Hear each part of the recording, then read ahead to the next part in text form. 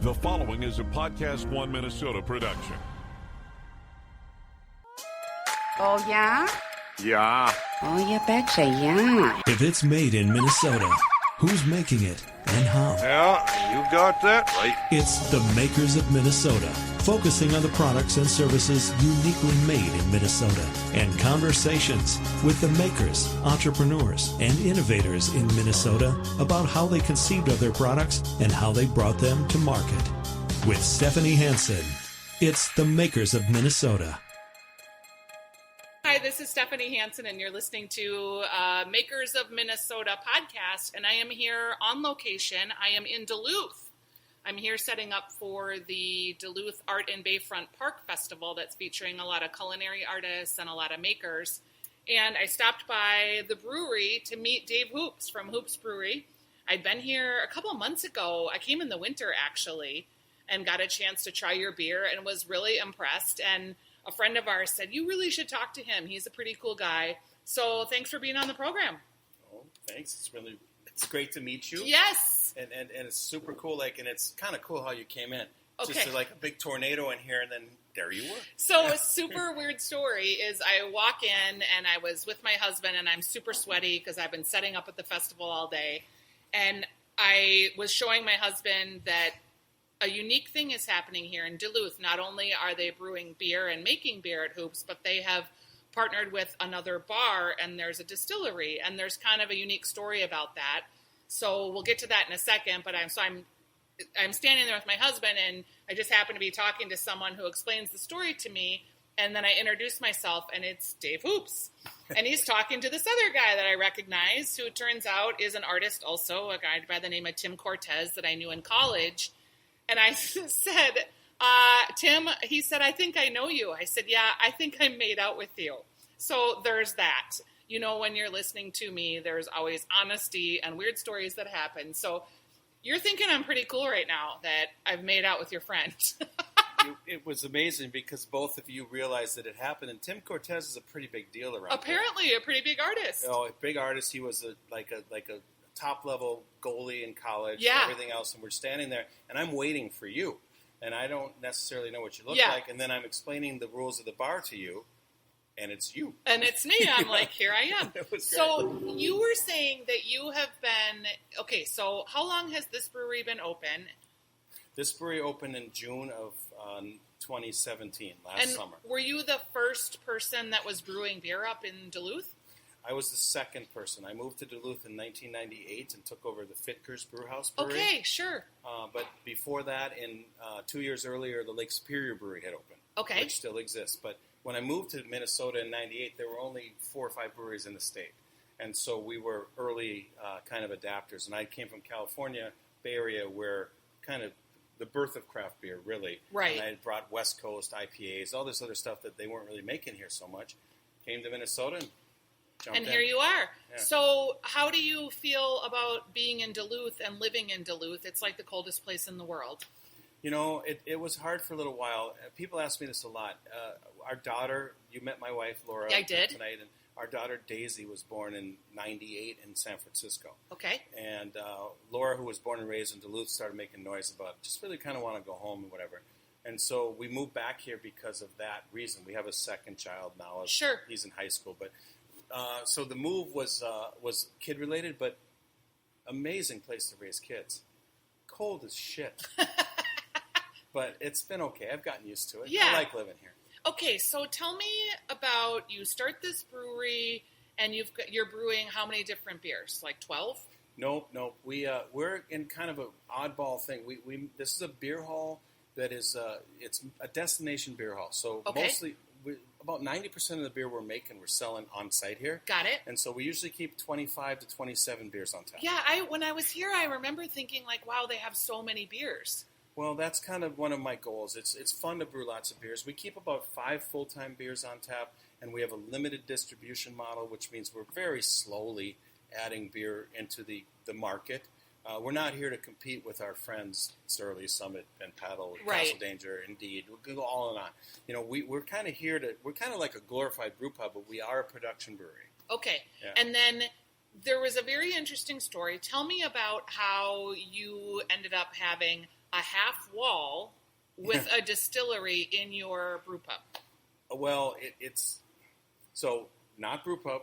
We always got to call it brewery. It's just that because I don't have a restaurant. Okay. But great point. So what happened is I have this massive space, and my landlord, he'd been getting pressure from a bunch of corporate outfits, Chili's, Cheesecake, et cetera, and they were like, no, we don't want a restaurant, and we want a place, but we really want a place where you can get wine or you can get like a drink. And I said, well, that's against the law in Minnesota. So we talked a little bit, and I talked to the state a bit, and we built out our brewery, and then we put 1,000 square feet to the side, and we walled it in, and it ended up being that it was sold to a separate individual, right. Separate lease, separate address, separate license, everything. You can't take anything that you buy in that out, as we talked about. Yep. But you can go in there and get hoops beer and or wine, cider, bourbon, etc. And it's sometimes it's a hassle at 11:30 at night when people are mad at you about that. Yep. But typically it's been pretty cool because it just adds to. I get nothing from it. I don't have any ownership. But it's something new. And it's unique. Yeah, exactly. And I don't want to say skirted the law, but you saw the opportunity in the law to have this half wall so that you could do this. And my understanding is they've changed the law since you did this. I don't know about that part. I know that I talk to the state a lot. I'm old enough that I know I go way back with all these people. And more than once I was told, okay, you're good, but just don't talk about it because, you're doing this all right. Very few people can get a separate lease, a separate address, everything else. And we take it very seriously. But the really fun part of it is that people that you come in with a group of 8 people and 2 of them don't drink beer. Well, you can sit on either side of that line of demarcation and you can enjoy each other's company, right? So this is a pretty busy place up here. How would you describe the difference between like the beer making climate in Duluth versus the Twin Cities, or is it the same? Well, I think every single brewer and brewery has their own identity and their own style and their own kind of just however they make a beer. My brother Mike Hoops runs the Town Hall Brewery in the Twin Cities, and he's an extremely decorated brewer and makes amazing beer, but also doesn't run off at the mouth like I do, right? And so he's quietly making amazing beer, right? And there's 50 people just like that. So the Duluth scene is a little different. I've been up here a long time, so I've brewed with almost all of the brewers up here. All of us are benefiting from the amazing water, which is no joke.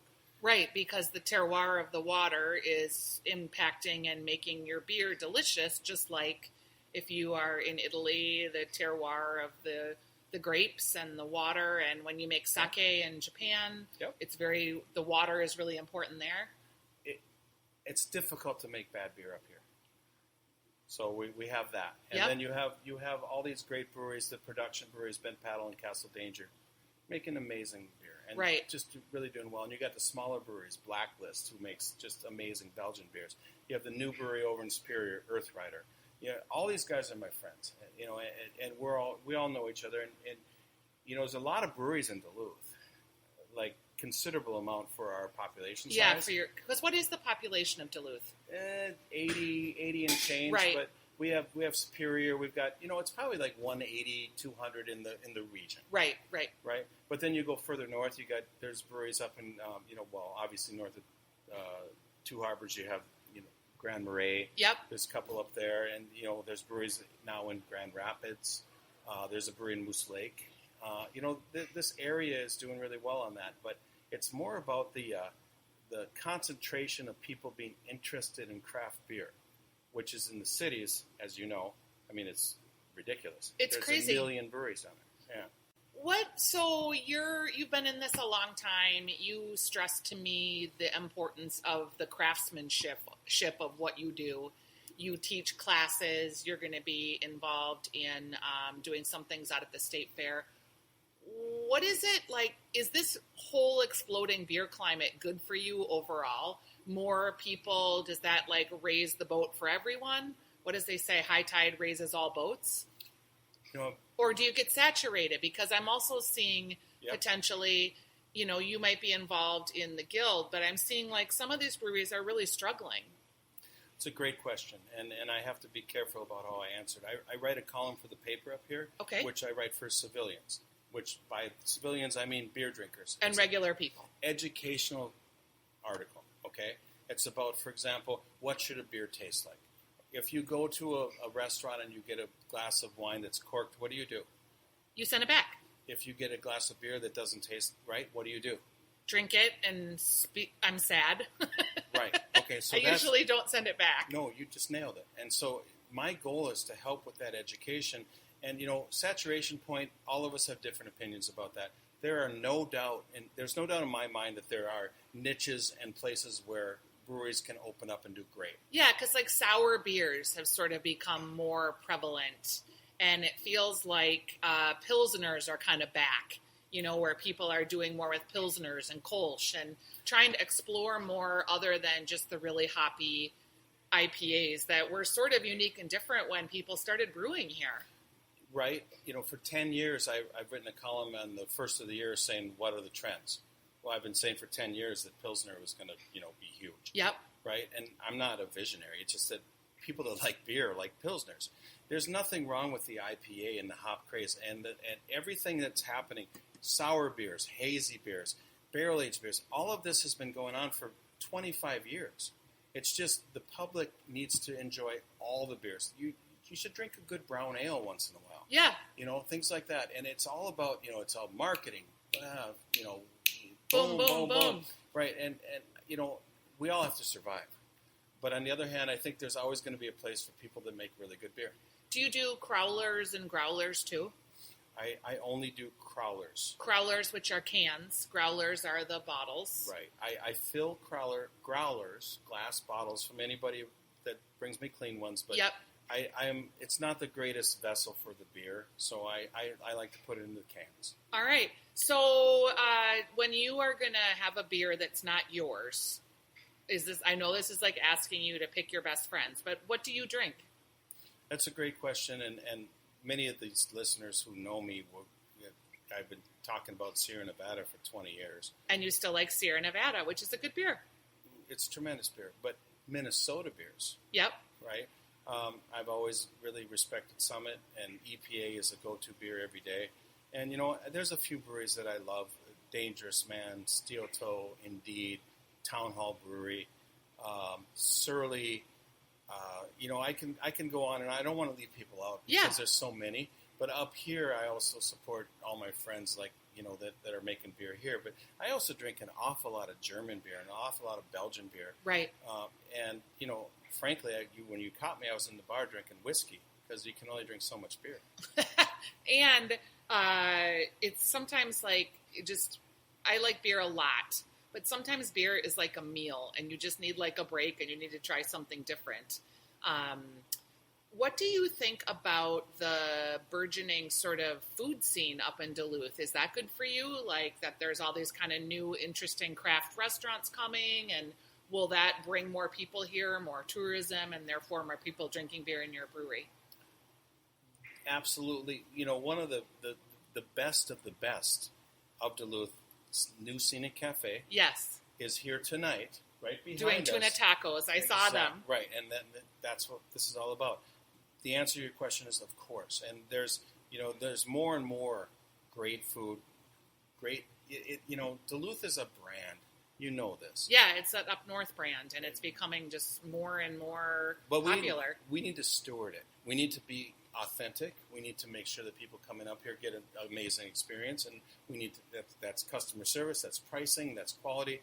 It's really obvious stuff, but nobody talks this way. This is what I believe will make Duluth, continue to grow. Yeah. And we have a mayor.